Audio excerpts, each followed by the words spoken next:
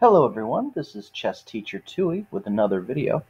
In this video, I'm going to be doing two things. I'm going to be taking a moment from a game I recently played on Chess, and the game features two things. The first is a tactic that I missed, and I will wanting to go through that first.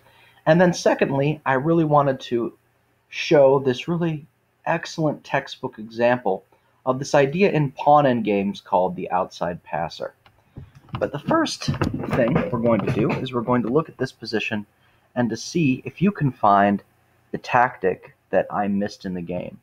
I did not see this tactic, and because I did not see this tactic, this game went for much longer than it needed to. I mean, I still eked out the win, but White actually had a winning advantage a number of times in this game, so that's why it's important to see tactics when you can.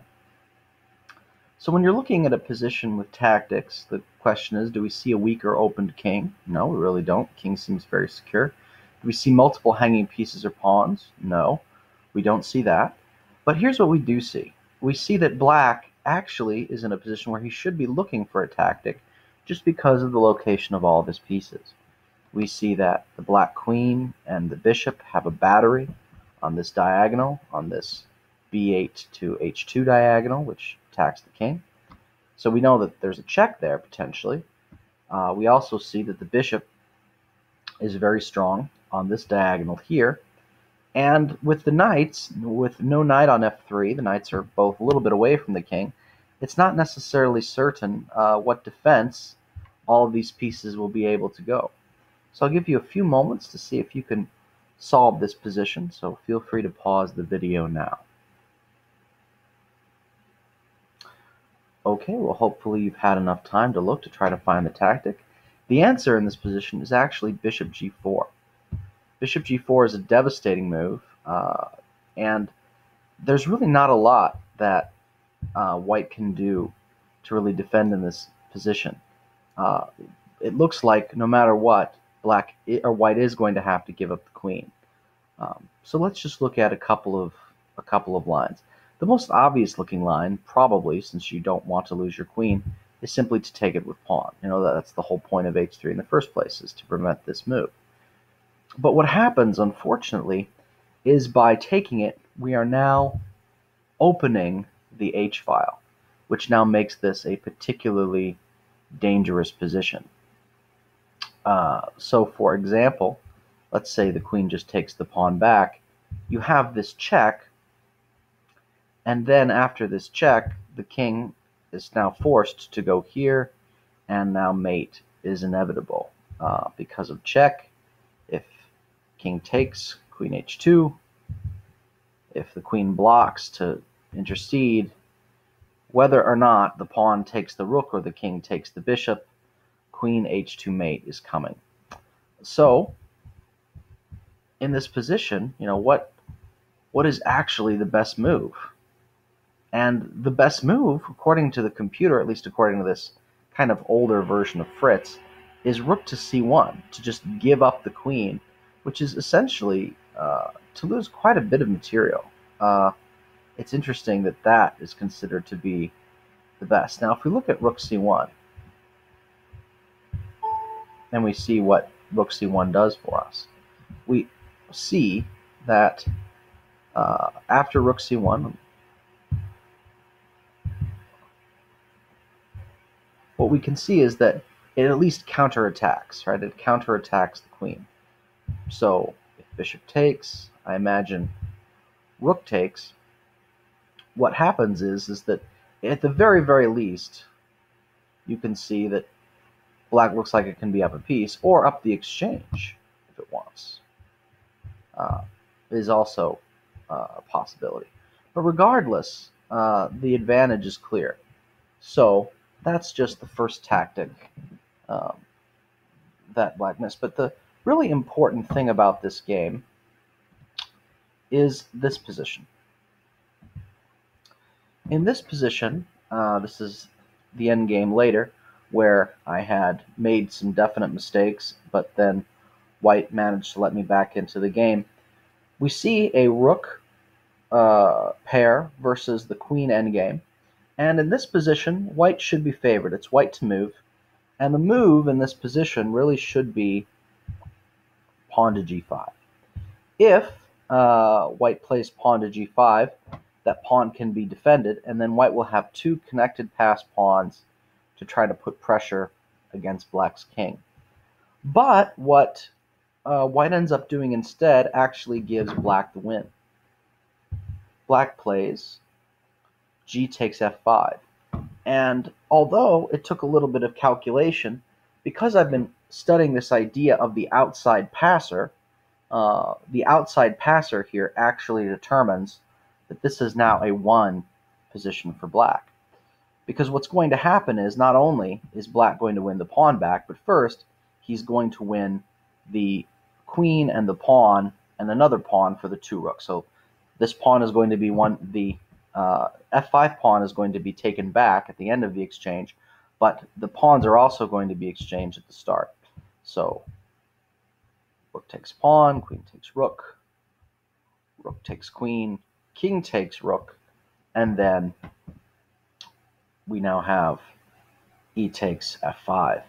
And the reason why this is such a big deal is because if you look at the resulting position, yes, it's 4 pawns on 4 pawns, but the critical element is that, yes, white has a pass pawn over on the h-file, and black can create a pass pawn over here 2 on 1 versus the a pawn.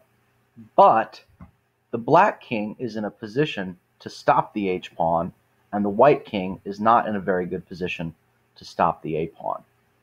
So after king g3, king f6, defending this pawn and keeping the king from being able to come in, because the pawn wants to come down, this square is not a particularly useful square for the king.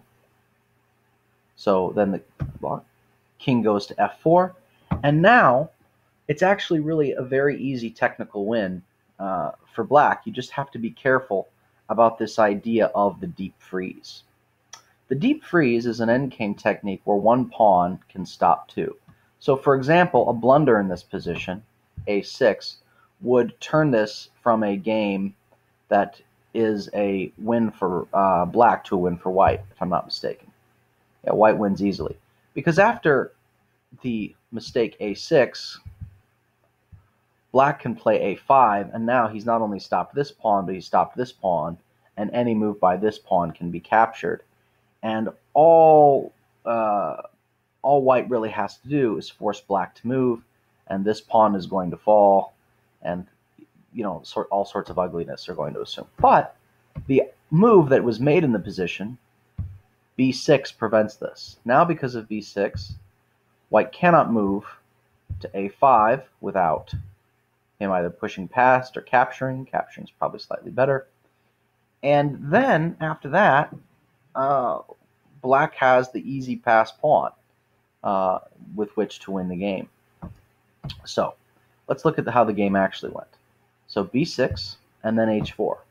Makes sense. He's going to push the pawn as long as it's convenient. Now, black plays a6 in order to facilitate the b5 push. And of course, white plays h5, continues to push the pawn, makes perfect sense. b5, and he decides to take it. A takes b5, a takes b5, and h6, b4, h7, and king g7. This pawn is effectively stopped, but this pawn is now going to promote. Takes pawn, b3, king e5, b2, king takes d5, queens. Not particularly difficult stuff. Now, one might say, okay, well, you'll easily stop that h-pawn, but now, don't you still have to worry about stopping those connected pass pawns in the middle? Sure, but that's not a particularly difficult thing to do. e4, queen b7 check, king e5, king takes pawn, d5, king comes over, because you see together they'll be able to stop the pawns, check, check, and then the king comes over to f6. And with that, now you'll see that neither move is good, because now The e4 push can be taken by the queen, or the e5 push can be taken by the queen, and the d6 push can be taken by the queen, and there's really no way to stop. So what would happen is, I suppose the king would have to move, because both of those moves are suicide. So say the king moves to c4, and then, the king just moves in, and it just, it just devolves. It just devolves from there, So, um,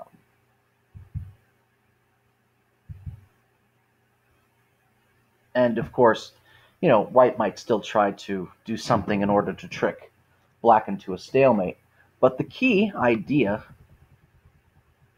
and I did not know from all the way back here, but I had hoped, I had guessed, but the key is that once white makes this mistake, g takes f5, to see that after the trades, it's actually black, not white, who has the outside passer. So this is an excellent puzzle, and I think this is a puzzle I'm going to save and use for students in the future, because this really demonstrates kind of a fundamental endgame principle, where if you can understand the technique and understand the nature of this pawn endgame, this then should be an easy win for black. And this is Chess Teacher Tui. I hope you've enjoyed this tactic and this little demonstration of the outside passer, and I wish you good luck for your chess, and goodbye for now.